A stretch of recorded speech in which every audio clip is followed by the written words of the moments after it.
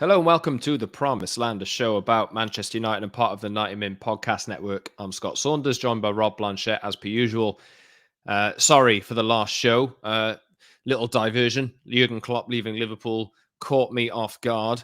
But we're back to talk about Newport versus Manchester United, a 4-2 win in the FA Cup for United progression to the fifth round. I believe it's the fifth round, isn't it? Yes, it is. With another away tie against either Nottingham Forest or who is it, Rob? Do you remember? Bristol? Is it Bristol City.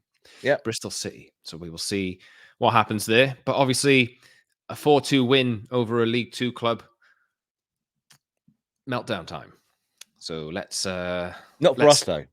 Well, not for us, but apparently for a lot of people. We'll try and bring you something a little bit more measured.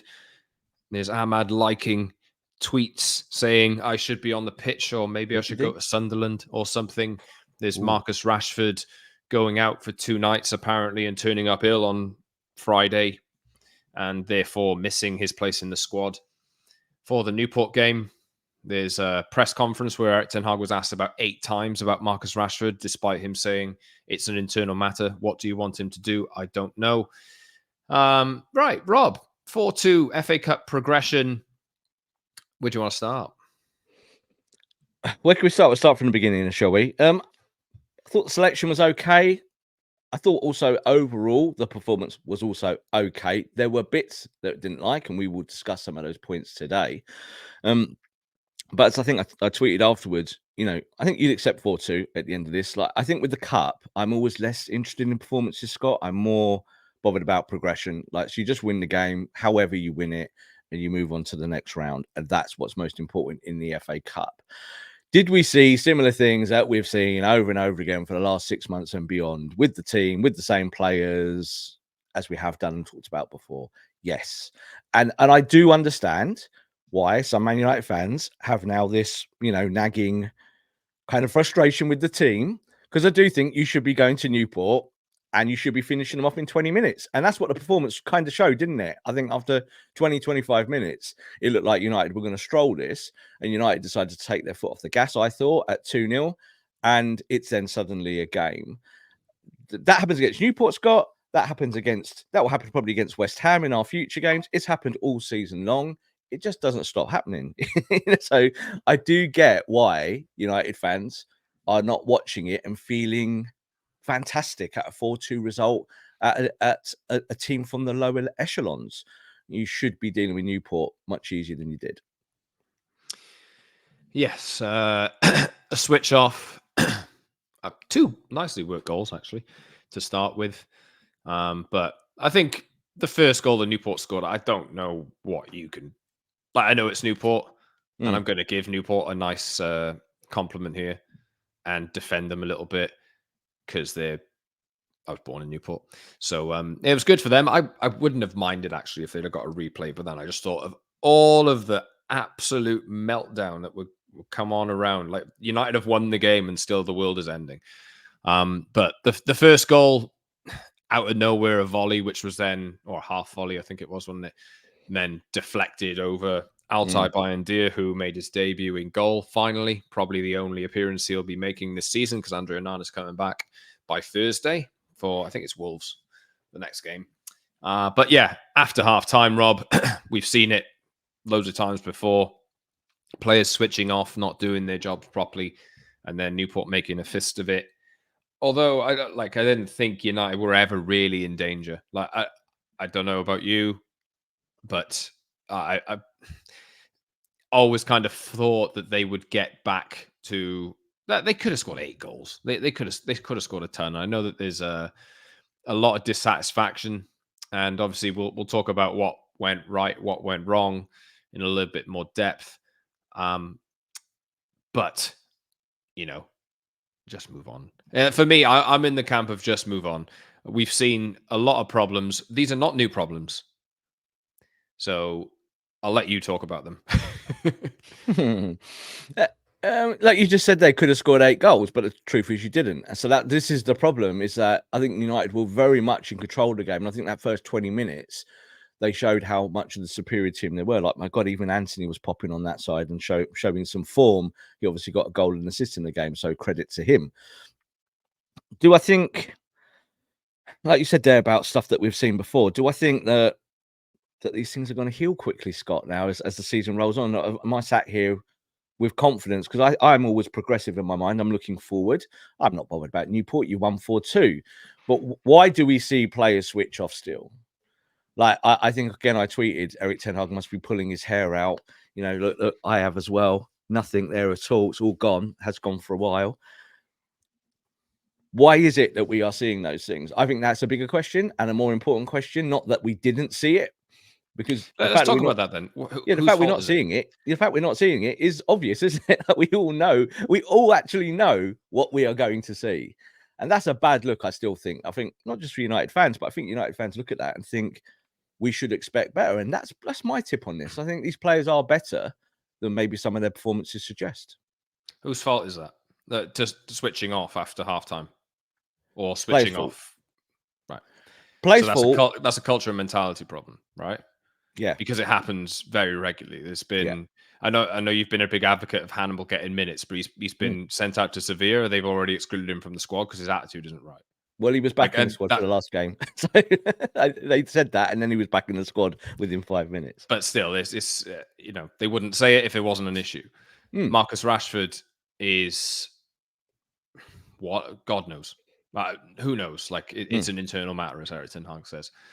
So, but these are all issues, cultural issues, which United have to fix. So when I understand that people are going to give the manager his criticism because he can't get the team playing how he wants them to play, for what it's worth, I thought they created so many chances yesterday that the reason why they didn't score goals was because Garnacho was through on goal instead of squaring it. He shot and hit the bar.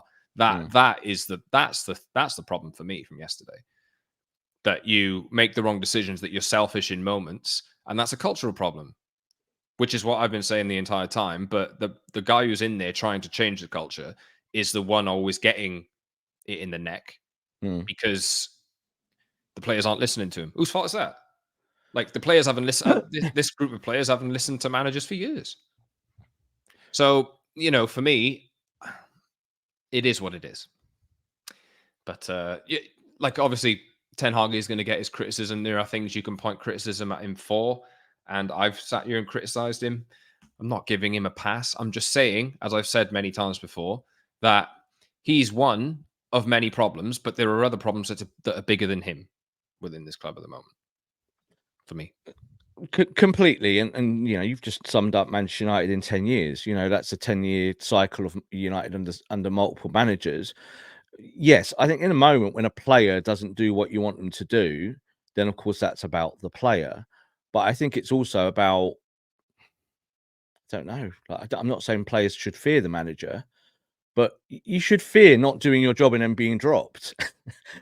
Are we unique in that at Manchester United? Are we the only team where our players just swan around and do what they want because they know they're going to get picked in the next game? So I think we talk about culture. I think Ten Hag has tried to address that. But I also think a lot of the things that we see every week, Scott, and especially in the last few months, are not just about culture. They're not just about players doing what they want. It's about how you set up the expectation. How do you maintain the expectation? No, but I'll interrupt you there because the culture is surely going to detract from your tactical. If you're mentally not there, or if you mentally switch off, that is going to mean you don't adhere to tactics. Yes. In moments. Right. It is. You're not going to do it, but like in any walk of life, if you get out of bed and you don't motivate yourself to go and do your job, then you're probably not going to be as good as you could be. So I look at these United players, and quite often one of the things that's levelled at them, Scott, is they don't care. It's a common trope with footballers when you play poorly. They don't care enough. I don't believe that at all. I do believe they care. I think with footballers, you have to organise them. I don't think United have been particularly organised well in the last 6 months. I talk about preparation a lot when we talk about Ten Hag and behind the scenes. And you know, you go and you play all right against Newport. You can't put the ball in the net. That's something we see every single week. You just said there, like, for you, the decision, the Garnacho decision embodies what was wrong. For me, complete opposite. I want Garnacho to shoot there because Garnacho can score that goal. What I don't like is United set up play around the strikers. You've got a number 9, but you don't really do a lot to help the 9 get on the end of stuff. That's a tactical thing. Is that not an example of that problem? In that moment, I think in a split decision, when you've got an 18-year-old running through who's really good at finishing, I'm not going to say to him, square it, because I think when you actually look at the play slowed down, Bruno, can tap it in if that is a perfect pass to him. But I'm not going to tell Garnacho not to shoot there. But I'm looking at the rest of the team in the build-up, Scott. One of the things I did tweet at half-time was that I wanted the ball more at Cobby's feet. Because I think Cobby showed in the 8 that he can travel with the ball, move it, and get you going towards the right end of the pitch. But United just do the same patterns over and over again. It's the same mistakes as the way I would describe it. And that's got to come from your manager. That has to come from your bench. I don't know if you saw there was one bit when Steve McLaren was sat there like this, and there is a deadness behind the bench's eyes. Like, that's how I look at it now, and that comes from what you're doing as a coaching staff. So I don't feel at the moment, Scott, I don't know what you think. Do you feel United are well coached at the moment? Are you watching them and going, well, do you know what, it's just a cultural issue and that they're really well coached? Is that how you feel? I think if you dropped Erik Ten Hag into, say, another club, let's say Barcelona, Xavi's leaving, I think he'd be all right. I don't think I don't think he's a bad manager at all. I just think that the unique situations that are happening at United, he hasn't particularly dealt with them well. And you're at a crossroads here now with Ratcliffe coming to the football club, where decisions will have to be made, not about whether he would be good if you dropped him in at Barcelona and he'd be okay. You now have to go, well, actually, is there a better manager out there, both tactically and trying to not just... I'm starting to think the whole culture thing now, it's like it's the unanswerable question. Yes, you want a better culture at your football club, but it comes from the senior staff and it comes from the manager. And hopefully now Brailsford is the kind of guy, I think, that will stand with a manager and push a fresh culture. Because this is not just about Marcus Rashford going out at night. This is not about Jadon Sancho doing a tweet.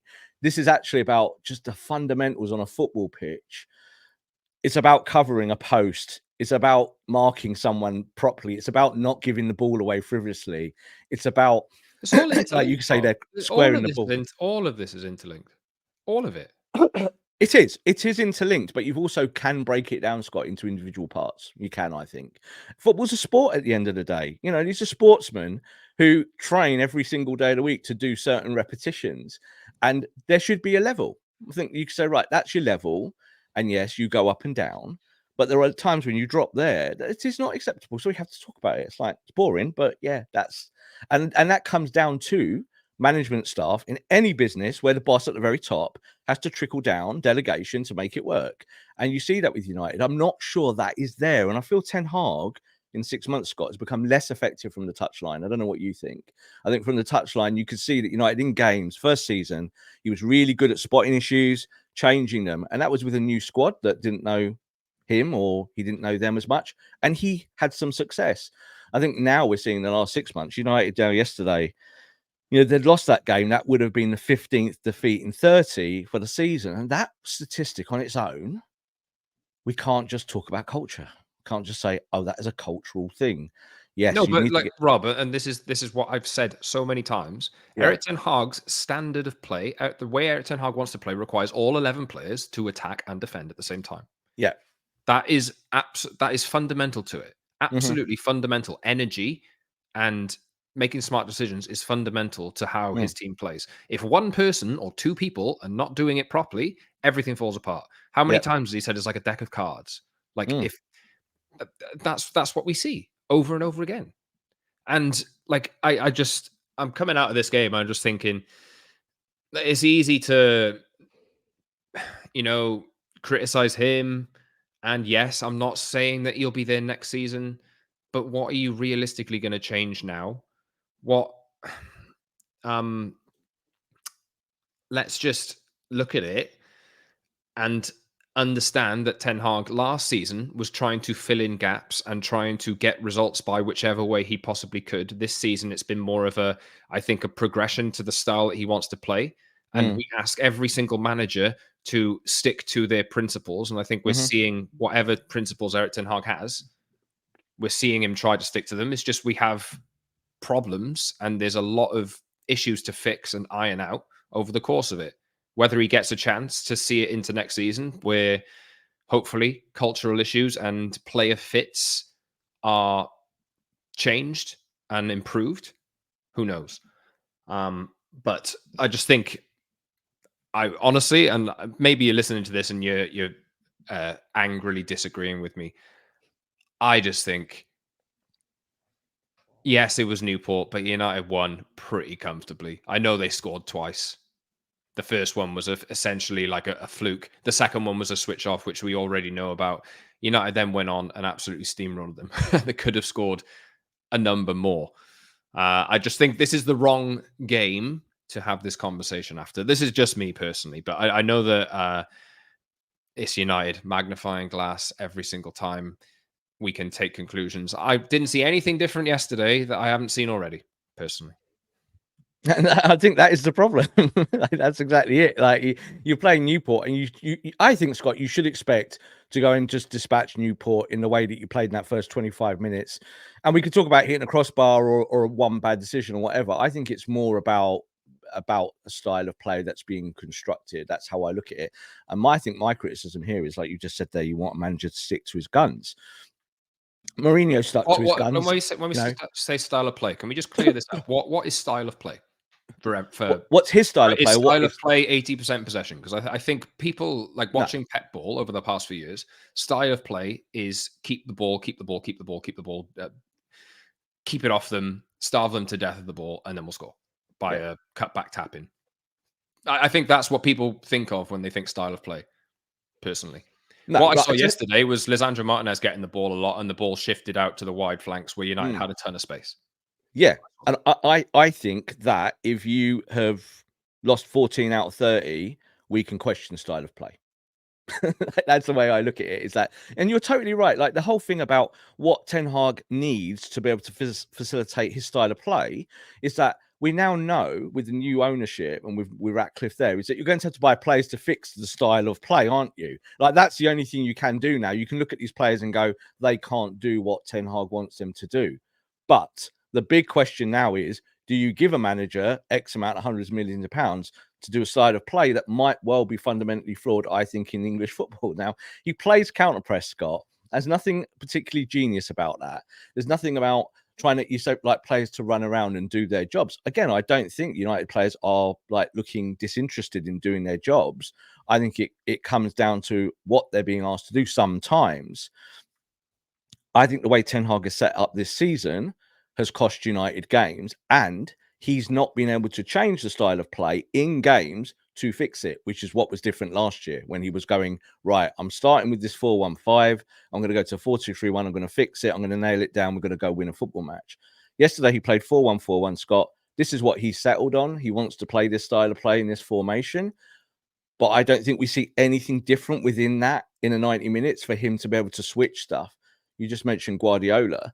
One of the things I think with City and with their possession style of football is that they have that balance, is that they will keep the ball and then they'll kill you when the moment is there. And that comes from 7 years of a project, doesn't it? It takes years to get to that elite high level. Ten Hag's 18 months into his project and his style of play. If he thinks that after losing 14 games in a season, his style of play is working and he's not going to try anything else, then I guarantee you now, I'll put my money on this table in front of me, that he will not be the manager at the end of the season. He will get sacked. Yeah, so that's that. So he'll carry that, and we will all go, oh, it was the dysfunctional culture at United, and that will also be partly true. But I think we also have to judge the chess pieces on the board of how you set up and how you play that game. And I think United overall, I don't watch these games. I don't come at the back of them, Scott, and thinking, yeah, the manager did well. They controlled that part of the game. You know, he settled them down at 2-2 yesterday. I don't think he did anything different. They just carried on doing what they were doing. You're playing Newport, so you get away with it. We've actually seen other games, Scott, where the same thing is happening against better teams. You've lost them. That's why you've lost 14 games. So I do think there's a correlation there. I also agree with you. I think Newport's the wrong game to make massive assessments against. You know, like I'm You not will going to do say, it "Oh, anyway. Anthony got a golden assist," and I'm not going to sit here and celebrate it. I'm not going to go, "Oh, yeah, well done, Anthony. You got a golden assist against Newport from League Two. Yeah, great." And I'm glad he got his golden assist. Hopefully, that helps him now in weeks going forward. But I'm not seeing enough tactical stuff from the manager, Scott. It's just how I feel about it in the 6 month spell. I felt it in pre-season. We discussed it in pre-season, and now we're here pushing towards February. We're talking about exactly the same thing. That's the boring part for us and for the audience. But unfortunately, you still have to talk about it because it's what we're seeing on a football pitch. Yeah, sorry everyone. Boring podcasting. Let's move on to let's move on to something different. Let's talk about Marcus Rashford. Subscribe wherever you get your pods as well, and watch us on YouTube, the Promise and the Man United podcast. Like the video, subscribe, leave a comment, hit the notification bell as well so you don't miss a show, and follow us on social at @_Scott Saunders, at @Rob_B, and at TPL MUFC as well. Marcus Rashford did not play, or did not feature in the Newport game. Now, the club line is that he's ill, right? But he was obviously spotted out on Wednesday night in Belfast, and also then on Thursday night in Belfast as well, I believe. And then turns up Friday ill, with my grab quotes on my fingers for the benefit of audio listeners. Ill. Now, is that hangover ill? Is that flu ill? Who knows? But I don't think you can really look at the situation and not think that there's something deeper there. It feels like this is, as we said at the top, I think Marcus Rashford is a bit dissatisfied, personally. I think, It's a polite way of putting it. yeah, a bit dissatisfied. And maybe Marcus Rashford is, how do we say this? Is he a problem? I don't know. I'm just asking the question, just throwing it out there, because he's 26 now, and I don't know how people feel, but when I look at this and I think, if you can't turn up for training, if you've had a couple of days off and you go out, I got no issue with players going out personally. I don't. But if you're going to go out and then not be ready to work and play and train, and Marcus Rashford has not been playing well this season. Guess that's the manager's fault as well. What if we're doing like a cultural reset, this kind of thing? I don't think anybody should be off limits. And I think the way I've looked at this, I think Marcus Rashford is he's the highest earner at the club. It's not a good example to set personally. I don't think it is. Maybe he is just ill. Who knows? But it seems to be something more to it than that. Well, there's illness in the camp, so we do know that. So I think there is that. And I think there also could be a case that this story is multi-layered, in the sense that I do think United believed that he'd only been out one night. And I think the question here is two. Now, I'm not going to put any assertion forward there, Scott, about drinking or not being ready or anything like that. I do think he's ill. I think this is where, again, Ten Hag is caught between a rock and a hard place, because it's all about who he likes and who he doesn't like. So Jadon Sancho does a tweet. Jadon Sancho doesn't train well. Jadon Sancho's career's over. Ten Hag helps him last year. This year, Ten Hag thinks, I'm moving on from you. So it's easy. It's an easy process here. Marcus Rashford, you can't really do that, can you? He's your highest earner. He's the kind of, the local star and all of these things. But something's fundamentally broken down behind the scenes between Marcus Rashford and the manager. That's how I feel about it. Now we have to kind of go. Now it's a yin and yang. It's like, right, well, who is to blame? What you just said there. Marcus Rashford's not been good on the football pitch this year. That's all we can really judge him by, isn't it? Is actually what we see on a football pitch. We can't judge him of whether he decides to go to a nightclub in Belfast. That is he's allowed out. He's allowed to do stuff, but he's also not allowed to break curfew rules. And I think that's maybe what this comes down to here, is that there's something a little bit deeper there. I think when we look at Rashford's kind of background and Rashford's personality in general, like, I'm not talking about this incident, Rashford is known as a good trainer. Rashford is known as someone who's quite considerate and courteous and knows how things should work. Is Rashford always the most mature boy in the room? No, he isn't. But there is something here going on. Again, when we talk about culture, and this has been thrown at Rashford yesterday, is that, you should know better, Marcus. You earn all the money, you do all of these things. until we actually know more, and this is the problem when, like you said there, like Ten Hag being asked in press conferences, what are you supposed to do? Of course, you've got to ask him. You can't not ask him just because the manager is saying it's an internal matter. I think again, Scott, you should either double down, go one way or the other. If it's something that's not going to be a massive issue long term, you double down and you just say nothing's wrong, he's ill. You don't say it's an internal matter. You just don't say it. You just lie. You just tell the press and just tell the press what they want to hear. Just say to us, no. But there's always that hint that there's something wrong. It's always like, oh, it's an internal matter. And that then opens it up to scrutiny. That's just the truth. So I don't think Ten Hag could do anything more publicly. But I don't want him to. The thing that's opened it up to scrutiny is the pictures being of Marcus Rashford, and then that's the issue. I'm sorry, but like you can, Ten Hag's getting criticism for like, oh, well, maybe maybe he didn't like Sancho, so then he threw him under the bus by saying he wasn't the best player in training. And then 6 months later, it's like, oh, it's an internal matter with Rashford. Having seen the last 6 months and Ten Hag getting absolutely castigated for saying anything even remotely like he wasn't the best player in training.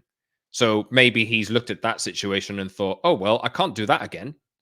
So maybe I should just say something else, which is the line that he said, and he's still getting criticized for it. Still. He can't win.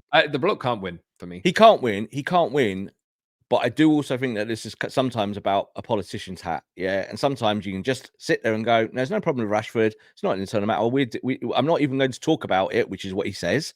I'm not talking about it. But as soon as you put the line that it is a disciplinary matter or an internal matter or something, that there's something there being fixed behind the scenes, then it's going to be a story. Just that's unfortunate, but that is the world we live in. That is what football is. Football will always look for that sensationalist angle. I think I'm disappointed in Marcus, and I think I said that a few months ago. I think just about his general form and general demeanour. But players, especially millionaires, get gripes, and they think, well, I don't like it like this. I want it to change. And I'm going to outwardly project that because I'm a powerful individual male and I can do these things. And I'm going to show it. I've seen the pictures of him out in Belfast. He's just walking around. It's like there's nothing like terribly awful about them. He's on a night out. Maybe United should have said, you're not allowed to go to Belfast. That would have been better. You stay here and train with all the other human beings that we pay money to. I think that would have been better in the first instance. And it feels like maybe Marcus has told some fibs about what he was doing. Is he now going to be treated, say, the same way as Sancho? Is he going to have to train on his own with the kids for next 3 months? Of course not, because this manager needs this player to play well to help him win football matches. No, but why was Jadon Sancho forced to train like that? Why? Because again, Jadon Sancho, because he put a tweet out defying his manager. Yeah. That's the difference here. That's the difference. Yeah. So if Marcus today tweets, and he might well do, this is all a load of rubbish, this story, and there's nothing going on, and I disagree with the manager, are we all going to say that he sits on the bench till the end of the season? Answer yourselves if you're listening. People can answer so. And I think Marcus Rashford's stock is so low now with a lot of United fans that, again, I think it's really easy to make sweeping statements. Just go, yeah, this is how you run businesses with people who've never run businesses before. It's ultimately, this is a lot about this is stage managing. And some of this, you don't have to reveal your hand all the time. And I think with Ten Hag, it's all breadcrumbs with the press. And he's gone from us, I think, saying for me, like, I like the way that he kind of makes everything non-plus because you don't want drama. But at the same time, that does create drama by saying it's an internal matter. Just don't say it. Man United, unless United have to put a proper press statement out, don't talk about it. Don't bother. There's no need to. So I think the whole thing is Rashford being the squad for the next game. What should he have done, Rob? What should he have done? I think he should have just said, because he did say nothing. I think Marcus Rashford is ill, and there's nothing to talk about. Don't say it's an internal matter and I'm dealing with it, because he did put that out, Scott. He did. He went out and he did make it like, oh, there's something to be dealt with here and I'll deal with it. That's good. It's your job, mate. Your job is to deal with it. We don't need to know that you're dealing with it. Just leave it. Just leave it go and let do it behind closed doors. And I think for Ten Hag, maybe that's where some of the mistakes of managing superstars comes, is that you do sometimes just have to close the doors and just sit in front of a camera and pretend and go, I don't need to communicate any of this because I'm actually the person I need to speak to is Jim Ratcliffe. I don't need to speak to the press to do this. I just need to talk about the game. Rashford's ill. He'll be back in my squad for the next game. So let's not make a drama about it. Then you see players see the reaction. This was what happened with Sancho. They see the reaction publicly and they respond emotionally. And then we go, oh, you're not being professional, mate. So it's a balance. I think if you manage big time business like that, keep it behind closed doors. And when you're sat in front of the press, don't reveal anything. Be a poker player. I think Postecoglou's quite good at that. You know, he's quite friend of the people kind of guy, and he just goes, "Nah, whatever. There's nothing. There's nothing going on there." So, not talking about it. There might well be something going on, but he's dealing with it. That's his job to do it professionally. And does it affect performances, Scott? That's the next thing. You know, United players looking at it and going, "Well, we don't like these things." Is that just culture? Or is that a personality clash? Or is that bad coaching and bad management? I don't know. It's a mixture, I think, of all of it. It's not a criticism of Ten Hag, but I do think that he could manage us slightly different. In the same way I used to say about Jose, when Jose would throw people under the bus. And we'd be like, Jose, you just don't need to do it. just do it. Do it to their faces and not in front of a camera. I think Ten Hag's the opposite of that, where he just gives a little bit too much away for it to then become a story. He needs to close that. He was like that Ajax, so to be fair as well. He'd say the same stuff at Ajax, and it would create ructions because he would give those kind of stock answers about discipline, and then people would just read into it. I think he could just come out and just say, "No, Rashford's ill, and he'll be in my team next week, and we don't talk about it anymore. Finished." So then you're publicly rewarding a player for not turning up to training. It's not reward, is it? It's key. It's looking after your own. It's looking after you. It's looking after your house. And like there's a fire in the kitchen there. Go put it out. Don't just let it burn until the whole house has then got smoke coming out the top. And I think this is what's happened with United many times, not just with Ten Hag, is that you do have to stage manage this stuff sometimes to create the allure that things are not as bad as they are. Problem is that Rashford isn't saying anything, Scott. He's gone out on a night out, and it's a non-story. And he is ill. That's kind of what we've heard in terms of the reporting. Rob, if that's the case, you're not rewarding him by saying it's an internal matter, are you? Oh, it's not a non-story. This is United, Rob. Yeah. This is not a non-story. It's a non-story if you make it. I'm talking about the club. I'm talking about the manager. You have to be able to put fires out, Scott. It's part of the job. That is part of it. You talk about culture resets. Yeah, you have to be able to manage what your culture is projecting out there. Now, him being out in Belfast, as we said, is not actually the issue. The issue is if he's lied to United. So about whether he was out on that Thursday night, and that's the big key in the question here. If you're telling him to stay at Carrington to train, it's even worse saying he's ill, but he's training at Carrington. It's like, well, if he's ill, you wouldn't have him at Carrington. Like we're talking about, you'd just be at home. So just say he's ill at home and just leave it at that and be done with it and create that illusion. And people might say, well, Rob, you're saying that the manager should lie to us. Yes, I am. Absolutely. Because the manager's job is to get victories. His job is not to sit there and be a politician in front of a camera every week. I'm sure that'll go well when he tells the media that. And then some journalist from one of the sources close to the club says, actually, Ten Hag was lying. So what? Go win football matches. That's all anyone ever cares about. Problem. It's the same problem, but this is the art of management, Scott, is that the best managers ever do this really well. Yeah. And I'm not going to compare him to Fergie, but again, Fergie ruled with an iron fist and players were scared of Fergie, but the system was tight in the sense that there was a process. And if Fergie didn't like it, he just balled people out anyway. So that's different. But I think when you look at any individual managers and their personalities, I think things with Ten Hag, when you're winning solves everything. Yeah. So find ways to win, and winning cures this stuff. And people don't want to talk about it as much, like Rashford not playing well, but you winning games and scoring goals is the correct way to go and address this. I think the fact that you just put it out there and said that this is an internal matter and I'm dealing with it, and you kind of put it forthright, I'm dealing with it because I'm the manager. Yeah, great. That's your job. I'm not going to give you a pat on the back for dealing with something going on in the camp. It is literally your job. Just look nonplussed. It's a poker game, Scott. You sit in front of a camera.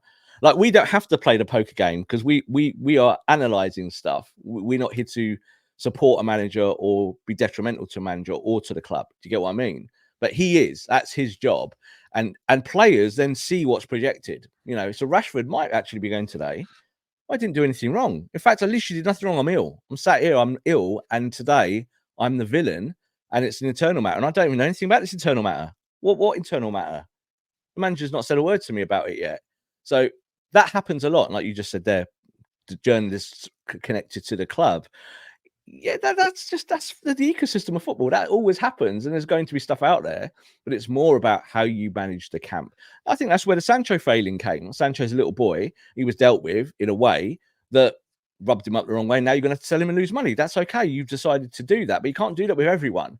We can't say that apply every footballer at United is disaffected because of one thing or another. It's just like any other workplace. You have to manage the expectations, and you have to somehow get performances out of people, get them on a football pitch. Marcus Rashford, whatever he does is not going to be sat on the sideline for long. You know, I think he had those 2 games. You remember when he was rested and on the bench, and we both advocated that, didn't we? That was probably the best thing for him at that time. Do you bring him straight back for the next game, Scott? We can see that's all Ten Hag's going to be being asked about now, isn't it? Until the next match, is that he's going to sit there and he's going to be asked the Rashford question again because the story has been created. I think it would have been better to just put that fire out. Again, I don't really know what he could have done there. Sir Alex Ferguson kicked a boot at David Beckham when he was the most high-profile player in the world and didn't really play him, left him out of a really important match, then sold him without telling him. Drop players. So, that's my solution. But do it consistently. I will say this: drop players. I think if someone doesn't meet what you want them to do, whoever it is, like for me, right? Okay, watch the end of this Newport game, and we haven't talked about the Delot thing. I tweeted about it, yeah, with that second go. Delot doesn't cover the front post, sells Varane down the river, and Varane gets the blame for it, and they score. Right? I dropped Delot for the next game for that. If I'm the manager, like if you do it once, you'll do it twice. So I'm dropping you, and I'm playing whoever I want there. Then now I'm going to do something completely different because this does not fit my culture. Yeah. But we see it every week. So how do you fix that when it's so many players?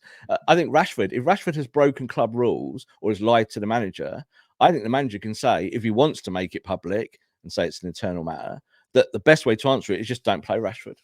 Put him on a bench, or send him home. I think when the Rashford thing happened, I said put him on a bench. I think you said drop him out of the squad. Am I remember that right? I think so, yeah. Yeah, and I said, no, you put him on a bench because it's better to make him watch and go, yeah, people can see your face here. If you're going to be a muppet about it, people can see you. I'm not going to let you go home and like get a day off. You just said there about should the player be rewarded for X, Y, and Z. I don't think it's a reward at all. I think if you deal with it the proper way, it can still be a punishment. You can do it that way. So if Rashford sits on the bench for the next 2 or 3 games, Scott, I think we all know what happened behind the scene. Ten Hag doesn't have to say a word because the player is sat on the bench. And I like that. I think that's how you should deal with players, is that if they don't play, you're telling the world why they're not playing because stuff's going on. But you don't have to reveal your hand. You really don't. You just have to be adult about it. And I think Ten Hag tries to do that. I'm not quite sure he's 100% successful with that. Not personally. I think you can just be a little bit more, even calmer with some of this stuff and just let things play out and make decisions. If you don't want Rashford in your team because he's broken curfew rules, brilliant. Don't play him. Fine. Put him on the bench. And then you're playing Anthony there. We're playing Anthony wide, aren't you? As people have said yesterday when they talked about Rashford, Anthony's seamlessly coming in and out of the team. We talk about his performance quite a lot. Was involved in something quite serious off the pitch, but there doesn't seem to be that conjecture around him, even though people question his performances. You know, there's no disciplinary issue there with United. So I think with Rashford, Scott, bigger question here, and I'll put this to you, is that if this carries on and Ten Hag stays, do you sell Marcus Rashford? Because I think that's where you're getting to a point now. So you pay someone 350 grand a week and you don't get on with that player for whatever reason, right? Because of Sancho or whoever. Do you sell that player? Because you have to start making those plans now if that's how you feel about it going forward. You can't let it just roll. And I think at United, we let things roll until the last moment. And then you're thinking, right, now we're stuck because it's now the biggest story in the world and you have to just do something. And I think that's on the table now with Marcus. Like, you know, if Ten Hag does stay and say he gets a new contract, we might be talking about Marcus Rashford being put on a transfer list. We'll see. Obviously, Rashford's not scored too many goals this season in comparison to last when he was on it. His body language has never been perfect for me. No. Obviously, the question needs to start being asked about, you know, does he have? He's the club's highest earner, so he does have a long-term future according to their plans last summer. Yeah. But he equally becomes very difficult to shift because he's on a big contract and he's worth a lot of money. So, to me, I mean, there is, as I said at the top of the show, there's a cultural problem which has to be fixed from the very top of the football club. the manager is a cog in that system, not the boss of that system. So there's things above him that have to change. And when we talk about, oh, Dave Brailsford's watching this game and thinking, should I give £1 billion to this manager? Well, no, that's not the point. Like the manager should be and remain a cog in that system. Yeah. So you should decide your style of play via your sporting director.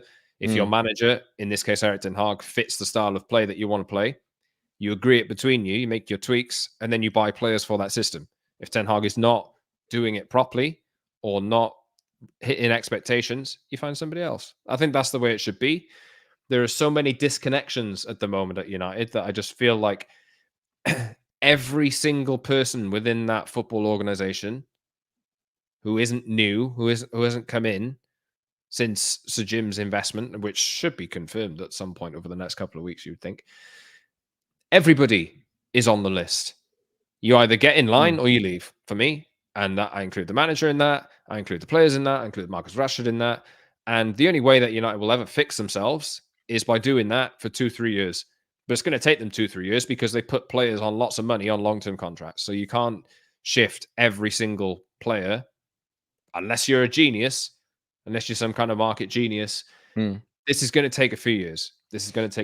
And they need to eradicate the cultural issues. I really think that everything you see comes down to culture, comes down to high performance environment, which United don't have. They don't have it. And that is exactly what Ratcliffe is going to try and create, because we know that's the Ineos way, is that they try and create this high performance culture where the expectations are there from day one, aren't they? Walking the door. And I think that's where, Ten Hag is hamstrung, and he's talked a lot about, about having standards and about, there was no standards before he got there. And I still think he is working through that, which is why we're willing to say that out loud and put some understanding towards it. However, like you just said there, it's a cog. 14 defeats, 30 games this season. That cog is failing. So that is the way that it will be viewed. And that's the way it is being viewed. And I think the whole discussion will switch. Like if you didn't lose to Newport, so I don't think it's a problem. So it's a non-discussion off the back of that. If you lose 1 or 2 or 3 of the next Premier League games, then it's on the table. It will be discussed. It is real. It's not something that we can just go, oh, but it's a cultural issue. It's been going on forever and ever for 10 years. It is something tangible. And I think that this tangible problem has been really evident this season, much more than it was last year. Whereas last year, it should have been a problem when you were really trying to reset the culture with players that didn't know you. And here we are now. And it feels like that relationship has fragmented between manager and players a little bit. Not saying completely. And that's why I say about Ten Hag from the touchline looking less effective. His substitutions looking less effective. Him looking like he's willing to try less things this year over last. Last year, I thought he'd try stuff to be able to see if he could push the needle in football matches. And it worked because you came third. And it showed that you could win football matches from losing positions. This year, United just seem to be following tropes, Scott. And I do think that, you just said about sporting director. That's a huge one now. Because I think the sporting director will come in and say, this is what we want to do with style of play. We're going to purchase towards this style of play. If I'm that new sporting director tomorrow and I'm being given Man United the keys to the kingdom, I don't know if I'm going with Ten Hag at the moment. This is someone who's backed Ten Hag all the way. I like Ten Hag as an individual, but I've not seen enough in the last X amount of months over the 18 months, nearly 2 years now that we've seen where I'm going, I feel confident that the next step is coming because the injuries are changed, because we'll get new players. I don't know. I don't think the style of play, Scott, matches winning in the Premier League at the moment. You mentioned Guardiola. Yeah, Guardiola wins everything. We did a little bit on Klopp, didn't we? Some people weren't happy with in the last show. And Liverpool's now trick will have to be, how do you take a manager who's been there and had a certain amount of winning in his tenure there? How do you go to the next manager and create a new environment? A lot of people leaving Liverpool in the flick of a switch now. United might be in the same position. And if you're Ratcliffe, you're probably thinking that. That's how I'm assuming that. I'm sure he's watching these games and he's not thinking, no, I'm sure it'll get better. We'll just buy some players and it will get better with this manager. I'm not convinced that that's the state of play at the moment. Yeah, like we say, opinion piece. We've had this conversation several times, Rob. I don't think that doing it after beating Newport in the FA Cup is the right time to do it.